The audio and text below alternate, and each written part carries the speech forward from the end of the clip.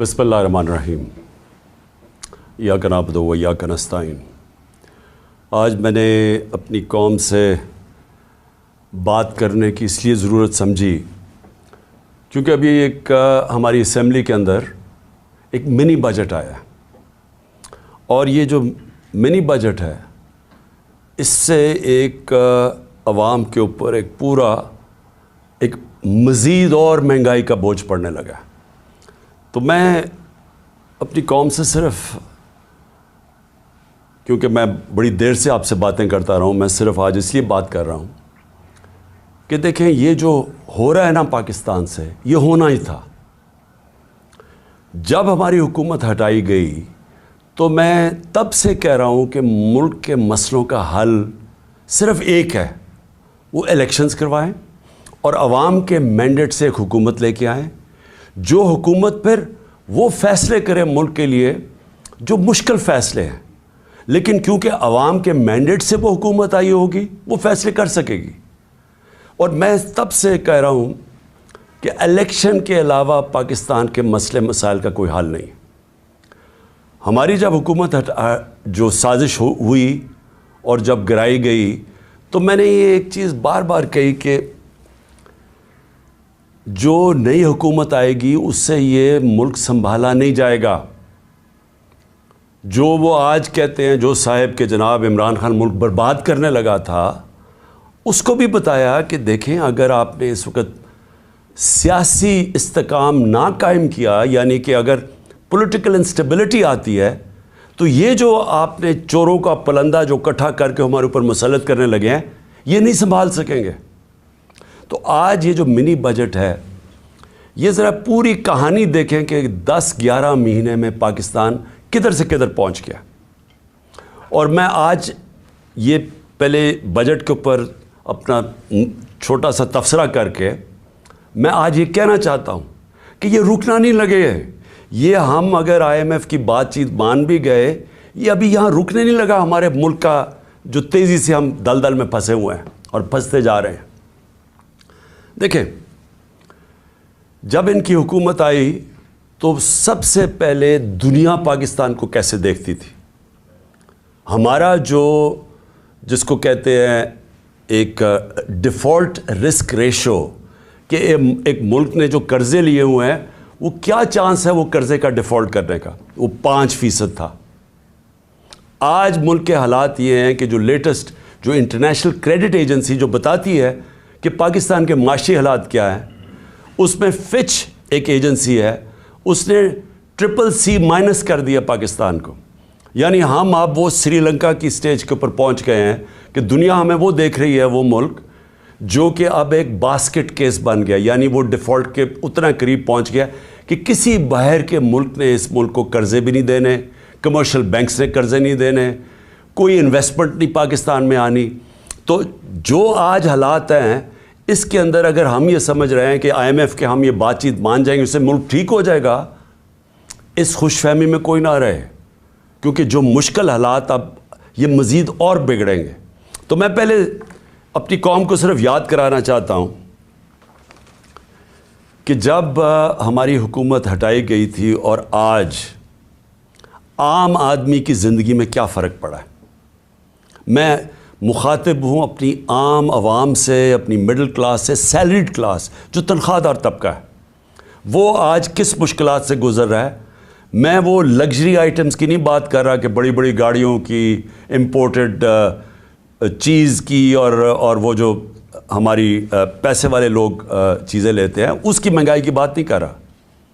मैं बात कर रहा हूँ जो सारी जो ख़वातीन आज मेरा ये सुन रही हैं, जिनको अपने खाने पीने की चीज़ें जो उनको चाहिए होती है अपने ख़ानदान को, सही बच्चों को सही खाना खिलाने के लिए, मैं उनकी बात कर रहा हूँ कि उनके ऊपर आज क्या गुजर रही है। ज़रा ये देख लें।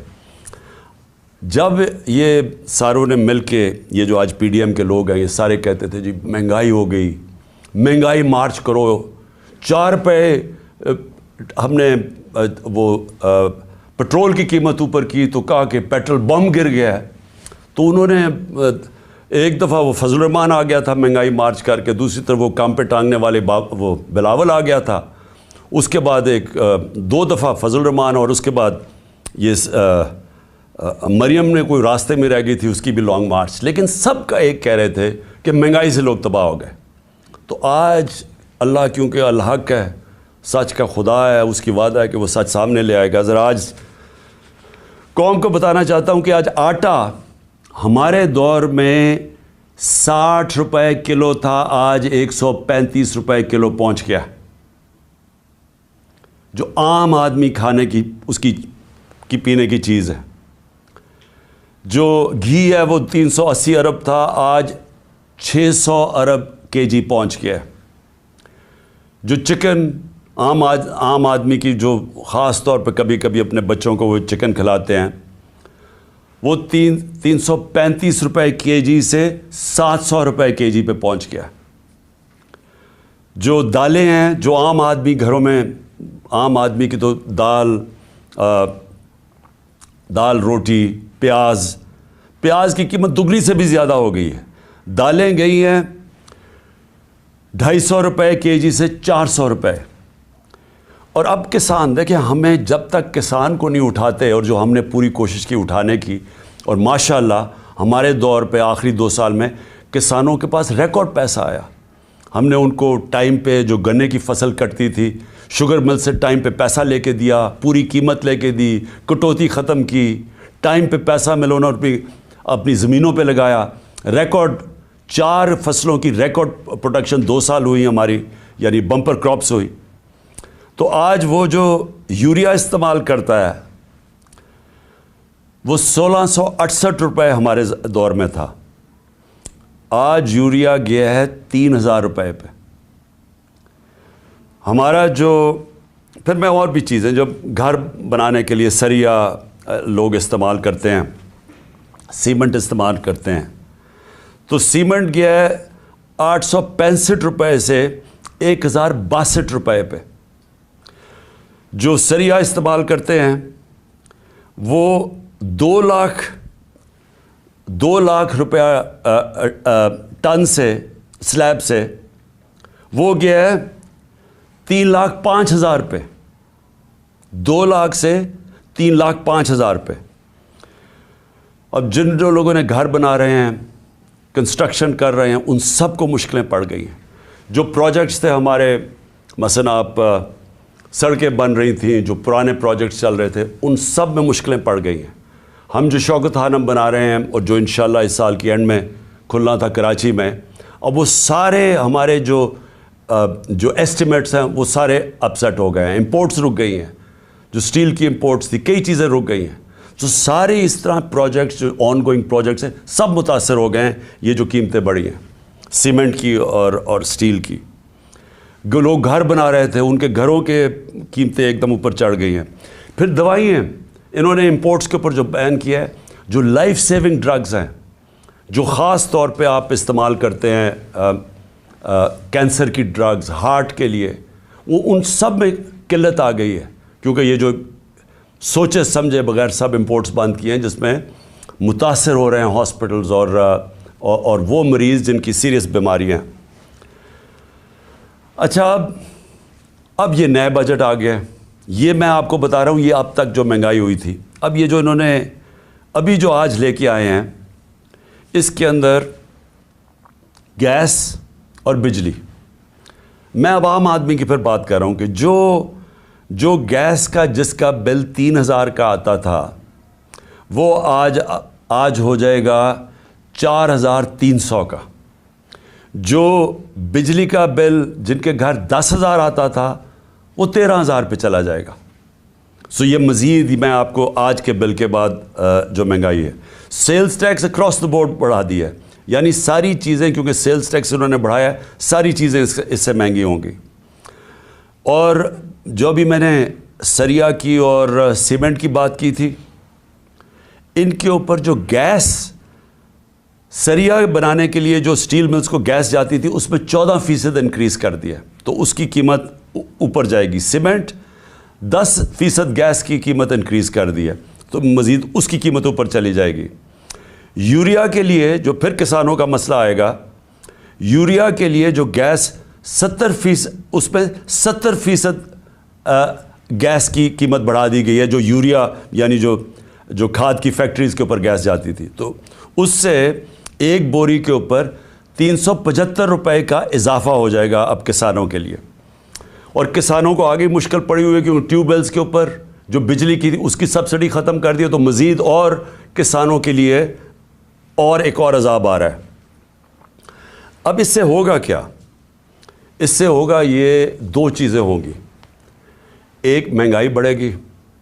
مہنگائی آ گئی 50 سال میں پاکستان کی تاریخ کی سب سے زیادہ مہنگائی ہے. میں نے پھر سے کہا کہ ان کی ساری کیمپین ہمارے خلاف کیا تھی کہ ہم نے بہت زیادہ مہنگائی کر دی. ہمارے دور پہ جو مہنگائی تھی وہ 12% تھی، وہ آج پہنچ گئی ہے 30% کے اوپر اور مزید بڑھنے والی ہے. جو سب سے خوفناک چیز ہے، جو فوڈ انفلیشن، جو کھانے پینے کی چیزیں جو مہنگی ہوئی ہیں، وہ ہمارے دور پہ 16% تھی، آج 40% پہ پہنچ گئی. تو اس سے جو عام آدمی ہے، میں پھر سے کہتا ہوں جو سیلریڈ کلاس ہے، پہلے تو مہنگائی میں وہ پسیں گے، ساتھ ساتھ یہ جو انہوں نے چیزیں بڑھائی ہیں، جو انہوں نے امپورٹس کے اوپر جو ان کی غلط پالیسیز تھی، جو نااہلی تھی، اسے فیکٹریاں بند ہو رہی ہیں. ہماری جو ریکارڈ انڈسٹریل پروڈکشن تھی، ہماری جو انڈسٹری اضافی تیزی سے بڑھ رہی تھی، آج وہ منفی پہ چلی گئی ہے. جو انڈسٹریز، جو ٹیکسٹائل انڈسٹری، آپ فیصل آباد جا کے دیکھیں، جدھر مزدور نہیں ملتا تھا، آج بے روزگاری شروع ہو گئی ہے. ایک طرف بے روزگاری، ایک طرف مہنگائی. انٹرسٹ ریٹ انہوں نے ریکارڈ اوپر کر دیے ہیں. اس کا مطلب کہ جو بھی آپ کوئی نیا کاروبار شروع کرے گا وہ 100 دفعہ سوچے گا، کیونکہ انٹرسٹ ریٹ اوپر چلے گئے، سود کی شرح اتنی اوپر چلی گئی ہے. تو ایک طرف مہنگائی، دوسری طرف بے روزگاری. اب میں جو آج میرا اصل آج آپ سے بات چیت کرنے کا مقصد کیا تھا، اب آگے ہم کیا کر رہے ہیں، جا کدھر رہے ہیں. میں اس لیے آپ سے کہہ رہا ہوں کہ یہ جو مزید مہنگائی آئی ہے، اور یہ جلدی انہوں نے کی ہے. شروع میں ان کو سمجھ نہیں آئی کیا کرنا تھا. اپنے این آر او کے اوپر انہوں نے وقت گزارا. ان کو صرف ایک پڑی ہوئی تھی کہ کس طرح کے ان کے 1100 ارب روپے کے ان کے اوپر کرپشن کیسز تھے وہ ختم ہو. ہم ہر سال، ہمارے 3.5 سال کے اندر، ہر سال جو نیب ریکور کرتی تھی چوری کا، وہ 160 ارب روپیہ تھا. ہم نے 480 ارب روپیہ اپنے دور میں نیب نے ریکور کیا تھا. ہم نے نہیں کیسز بنائے تھے، یہ پرانے کیسز تھے، لیکن ہمارے دور میں نیب پیسے ریکور کر رہی تھی کیونکہ ہم کسی کو بچا نہیں رہے تھے. اب 1100 ارب روپے کے جو کرپشن کیس ہیں انہوں نے معاف کروا لیے ہیں. تو ایک طرف قوم کی کمر توڑ دی ہے مہنگائی اور بے روزگاری سے، دوسری طرف انہوں نے اپنے کرپشن کے کیسز معاف کروا لیے ہیں، اور تیسری طرف روپیہ ڈالر کے بنسبت 90 روپیہ گرا ہے. کہ کبھی پاکستان کی تاریخ میں اتنا زیادہ ڈالر مہنگا نہیں ہوئی اور اتنی تیزی سے روپیہ گرا نہیں ہے. تو قوم کے لیے تو کیا ہوا اس سے؟ اگر آپ کی 30,000 روپیہ تنخواہ تھی، آج صرف وہ 20,000 روپے کی 30,000 روپے کی تنخواہ 20,000 کی چیزیں خرید سکتی ہے. آج جو ڈی ویلیویشن ہوئی ہے، ساری قوم کا جو جیسے کہتے ہیں نا جی ڈی پی، کیونکہ جی ڈی پی ڈالر سے میجر ہوتی ہے، تو پر کیپٹا انکم ڈالر سے میجر ہوتی ہے، وہ ساری نیچے آ گئی ہے. ان کے ہوتے ہوئے جب تقریباً 90 باہر مارکیٹ میں جاؤ تو وہ 100 روپیہ کا بھی سے زیادہ ڈالر مہنگا ہو چکا ہے. تو جب کہ ایک قوم کی دولت میں کمی ہوئی ہے، یہ جو سارے 30 سال سے ملک کا پیسہ چوری کر کے، منی لانڈرنگ کر کے باہر لے کے گئے ہیں، ان کے ایون سیل اپارٹمنٹ اور ان کے مے فیئر میں اور بڑی بڑی گاڑیاں اور ون ہائیڈ پارک اور یہ جو باہر ہوٹل خریدے ہوئے ہیں اور انہوں نے بے نامی چیزیں خریدی ہوئی ہیں، باہر بینکوں میں آف شور اکاؤنٹس میں پیسے رکھے ہوئے ہیں، قوم کے لیے 90 روپے ان کی دولت میں کمی اگر روپے میں پڑے ہوئے ہیں، اور ان کے باہر پیسے میں 90 روپے اضافہ ہو گیا. پاکستان کے مقابلے میں ان کے پیسے میں 90 روپے زیادہ امیر ہو گئے ہیں. ان کو کوئی فرق نہیں پڑا، اس لیے انہوں نے آتے ساتھ ہی کبھی کوئی پرواہ نہیں کی کہ کیا انہوں نے اگر ان کو سازش کے تحت بٹھائی دیا تھا، کیونکہ عمران خان ملک تباہ کر رہا تھا، تو انہوں نے آ کے کوئی روڈ میپ دینا تھا کہ ہم نے ملک کو کیسے ٹھیک کرنا ہے، کیونکہ یہ تو بڑے تجربہ کار تھے. ہم تو جی اسحاق ڈار نے کہا میں روپے کو $200 کو نیچے لے کے آؤں گا، میں IMF کو سامنے یہ کر دوں گا، بڑی بڑھ کے ماری، میں تجربہ کار ہوں. آج یہ بتائیں کہ انہوں نے ملک سے کیا کیا، اور جو ان کے ہینڈلر لے کے آئے تھے ان سے ذرا پوچھیں کہ آپ نے یہ ملک سے کیا کیا ہے. کون جواب دے؟ آج جو ابھی یہ جو شروعات ہیں، ابھی یہ جو $90 کے جو گرا ہے، جو روپیہ گرا ہے ڈالر کے مقابلے میں، ابھی اس کی مزید مہنگائی آنی ہے. جو ایک تھوڑی ٹائم کے بعد جب آپ کا روپیہ گرتا ہے تو جو باہر سے چیزیں لے کے آتے ہیں وہ ٹائم کے بعد مہنگی ہونی شروع ہوتی ہے. تو نہ تو انہوں نے کوئی تیاری کی، نااہلی ان کی یہ ہے کہ انہوں نے غلط فیصلے کر کے ملک کو آج یہاں پہنچا دیا ہے کہ اس طرح کا بجٹ لانا پڑا ہے. اور کوشش کر رہے تھے کہ عارف علوی کے اوپر سارا بوجھ ڈالے. پارلیمنٹ میں بھی نہیں چاہتے تھے کہ ڈبیٹ ہو اس کے اوپر، اس سے کہتے تھے آرڈیننس سائن کرو تاکہ یہ بچ جائیں کہ پارلیمنٹ میں ان کے اپنے لوگ کیا یہ جو بجٹ لے کے آ رہے ہیں وہ کیا بولیں گے اس کے اوپر. قوم کے اوپر سارا بوجھ، خود اپنی کرپشن کے کیسز معاف، اور کوئی آگے راستہ بھی نہیں ہے، روڈ میپ بھی نہیں ہے. میں آخر میں یہی بات کرنا چاہتا ہوں کہ جو بھی ان کے بیکرز ہیں یہ سمجھ جائیں کہ ان کے پاس کوئی آگے کا راستہ نہیں ہے. یہ اگر سمجھ رہے ہیں کہ اس سے آپ IMF کے ڈالرز آ جائیں گے تو وہ یہ ایسے سمجھیں کہ یہ کینسر کا علاج ڈسپلن سے ہو رہا ہے، تھوڑی دیر کا تھوڑا سا آرام آئے گا، لیکن کینسر جب تک کاٹ کے نکالی نہ جائے یہ کینسر پھیلتی جائے گی، یہ قرضے بڑھتے جائیں گے، آمدنی سکڑتی جا رہی ہے. ہماری ریمیٹنسز جو ہمارے دور میں 17% انکریز کر رہی تھیں، ہماری ریمیٹنس میں 17% اضافہ ہو رہا تھا جو 31 ارب پہ پہنچ گئی تھی، وہ ان میں اب 11% کمی آ گئی ہے. تو پہلے تو اضافہ ختم ہوا اور پھر 11% کمی آ گئی ہے، یعنی جو ڈالرز آنے تھے ریمیٹنس سے وہ کم ہو گئے ہیں، ایکسپورٹس گر گئی ہیں ہماری. تو ہمارے پاس تو جو آمدنی ہے وہ تو سکڑتی جا رہی ہے، فیکٹریاں بند ہو رہی ہیں، بے روزگاری بڑھ رہی ہے، لیکن قرضے بڑھتے جا رہے ہیں کیونکہ یہ تو قرضے ہی لیے ہیں نا IMF سے، اور ہم یہ امید رکھ رہے ہیں کہ اور بھی ملٹی نیشنلز قرضے دیں گی. تو وہ تو قرضے ہیں، تو یہ حل تو نہیں ہے. حل کیا ہے؟ حل جو میں تب سے کہہ رہا ہوں، میں نے کوشش بھی کی، اپنی گورنمنٹ خود میں نے ڈیزالو کی اپریل میں الیکشنز کروانے کے لیے، لیکن پورا پلان بنا ہوا تھا کیونکہ فیصلہ ہو گیا تھا عمران خان بہت خطرناک ہے اس ملک کے لیے. تو تب سے وہی ابھی بھی حل ہے. اس ملک میں اگر ہم نے صاف اور شفاف الیکشن نہ کروائے، ایک پبلک مینڈیٹ سے گورنمنٹ نہ آئی جو کہ پبلک جس کے پیچھے کھڑی ہو جس گورنمنٹ کے، وہ گورنمنٹ پھر مشکل فیصلے کرے، وہ جو میں کینسر کو کاٹ کے نکالے ملک سے، اسٹرکچرل ریفارمز کرے، جو آج ملک کی ضرورت ہے، رول آف لا قائم کرے، گورننس سسٹم ٹھیک کرے، تب جا کے یہی جو کرائسس ہے یہ ہم فائدے میں اس کو کر سکتے ہیں. یہ جو ہم دلدل میں پھنسے ہوئے ہیں اس میں نکلتے نکلتے ہم ملک کو پوری طرح اٹھا سکتے ہیں. یہ ہمارا فائدہ ہو سکتا ہے کہ ہم اس کرائسس کا، اگر اس کرائسس سے ملک میں اصلاحات کریں. لیکن وہ گورنمنٹ کر سکتی ہے جس کے پاس پبلک پیچھے کھڑی ہو. جب آپ کے پاس پبلک مینڈیٹ نہیں تو آپ ان PDM کے یہ جو اوپر 60% لوگ ضمانت پہ ہیں کرپشن کیسز پہ، اور ان کا سلوشن یہ ہے، کیونکہ ان کے پاس تو حل کوئی نہیں ہے، ان کا سلوشن یہ ہے کہ عمران خان کے اوپر 60 FIR کاٹ دو، اس PTI کے لوگوں کو جیلوں میں ڈالو، ان کے اوپر تشدد کرو، ان کو خوف پھیلاؤ، ان کو ڈراؤ دھمکاؤ، اور ان کو اور اس طرح کرو کہ جب وہ بالکل پارٹی ان کی ٹوٹ جائے تو پھر الیکشن کرواؤ. وہ ہونے نہیں لگا کیونکہ آپ جتنا زیادہ دبائیں گے وہ پارٹی اتنی اور اٹھتی جا رہی ہے. پبلک کوئی بیوقوف تو نہیں ہے، پبلک تو فیصلہ کر بیٹھی ہے جس کی وجہ سے یہ ڈرے ہوئے ہیں.